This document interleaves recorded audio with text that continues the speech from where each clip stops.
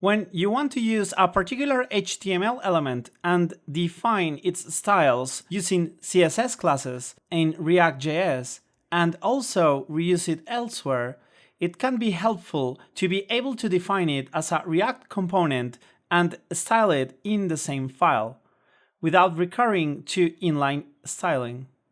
You can achieve this by using the Styled Components library. In this Quick Tips episode, you will learn how. Keep watching! Hi there!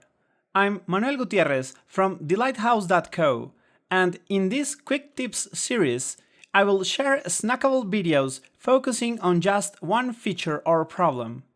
So if you're new here, hit the subscribe and the bell notification buttons below so you don't miss a thing. Let's start! I am going to start with an app created using npx create react app. Then I will install the Styled Components library. After that, I will start the app.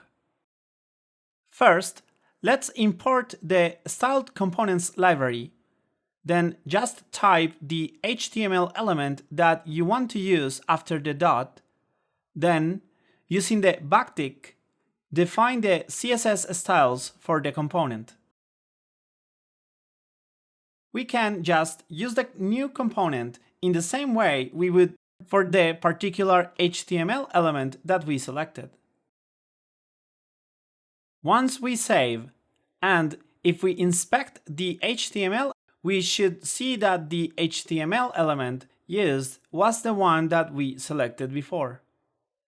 So if we change the element that we want to use to another one, we should see on the page that that changed as well.